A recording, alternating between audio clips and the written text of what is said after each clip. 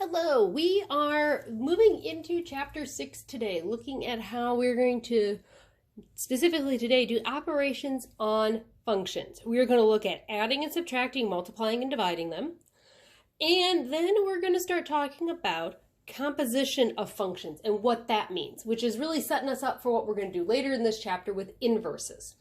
So to start out, we're going to talk about the operations of the functions.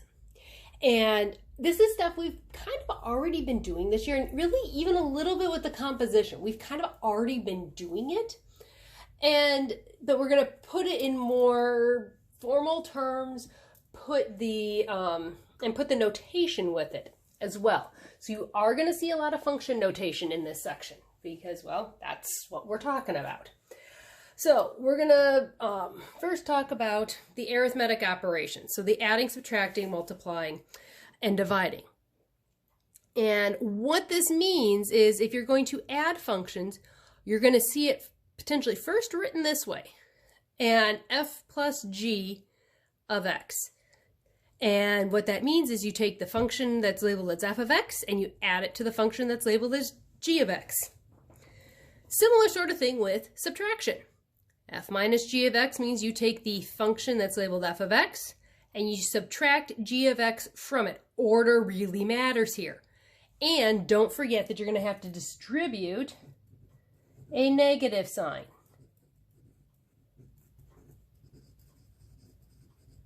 At least potentially. Depends what that function is. If it's a one-term function, then no. But if it's more than one term, you're going to have to distribute. Multiplication. F times g of x. And notice that's the little tiny multiplication dot. I make note of that now because later on we're going to see a different kind of dot. Okay, so f times g of x means you take the function f of x, multiply it times g of x. Do whatever you need to do to simplify. Division, same idea. F divided by g of x. F of x on top, g of x on the bottom. Order matters, okay? And the other thing is because you have a fraction, you have to figure out whatever is in the denominator, you have to figure out what's going to make that 0 and say x cannot be that. And do that before you do any simplification, okay? Some of these, when you do it, there's not going to be much to do to simplify. It'll just be create the equation and then you're done and you go, oh, well, that was really easy. Yeah, these are not necessarily hugely complicated things, but just make a note that the order of functions really matters, especially for subtraction and division. Order of functions matters. In general, as we work in this section, order of functions matters. When we get to composition, it's going to matter. You're going to have to pay attention to how things are written. Let's just do a couple quick examples. So, for examples 1 and 2, f of x is going to be x squared plus 5x minus 2, and g of x is going to be 3x minus 2. So when you're asked to add them together, all you're going to do is you're going to say, okay, I'm going to add x squared plus 5x minus 2 plus 3x minus 2. And simplify. You always want to simplify as far as you can.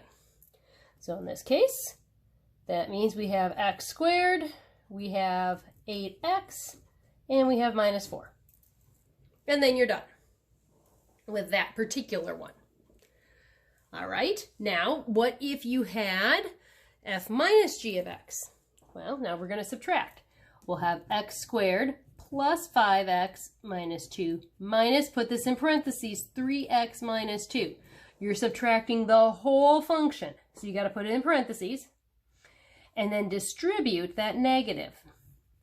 So you have x squared plus 5x minus 2 minus 3x plus 2. Which then, of course, equals x squared plus 2x. And you could leave it like that if you wanted. That's fine, or optional would be to go one more step and say x, oops, wrote that in the wrong spot, x times x plus 2. I see no need to go that far, but if you wanted to, I'm not going to argue with you on that either. All right, now let's take a look at, let's say we have two other functions. X plus 4 and x squared plus 3x minus 10. So this time we're going to multiply them. and then we'll divide them. So if we're going to multiply, that means we take x plus 4 times x squared plus 3x minus 10. Now we go back to what we learned, is that back in chapter 5, I guess? Yeah, early in the chapter about, you got to distribute, all that good stuff. So we'll have x times each of these terms, then 4 times each of those terms. So we'll have x cubed plus 3x squared minus 10x plus 4x squared plus 12x minus 40. Now, clean that all up, combine like terms. X cubed plus 7x squared plus 2x minus 40, and you're done. Next up, division. On one level, you're going to like this. X plus 4, because it's f divided by g. F goes on top, g goes on the bottom. X squared plus 3x minus 10. I can't do anything else, so that's there. The only thing you have to add is you have to say where does x not, or what values of x make it equal, make the denominator equal 0. You can use the quadratic function if you want.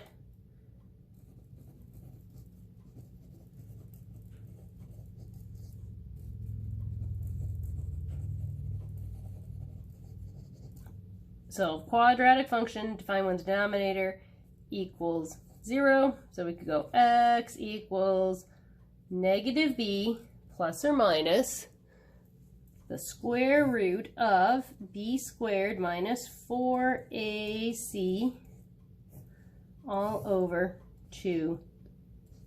Now, if you also wanted to factor it, you could do that too. I don't mind. Just pick something. If you're when in doubt, quadratic formula always works. And you have to do this. If you don't, I can't give you full credit, say on a quiz or a homework assignment. You have to say what x does not equal, because we can't have 0 in the denominator. So you have negative 3 plus or minus square root of 9 plus 40 over 2, negative 3 plus or minus square root of 49 over 2, negative 3 plus or minus 7 over 2, which means x equals negative 5 and 2. So for here, for our whole answer, we have to say x cannot equal negative 5 or 2. That's the answer. You have to have this here. Because if you put in negative 5, that would make the denominator 0. It makes the function undefined. So now, this is true. As long as you say x can't be negative 5, x can't be 2, and we're all good. So that is the arithmetic, or the traditional add, subtract, multiply, divide functions. It's how you do the arithmetic operations on functions. You just follow all your normal solving rules as you do those.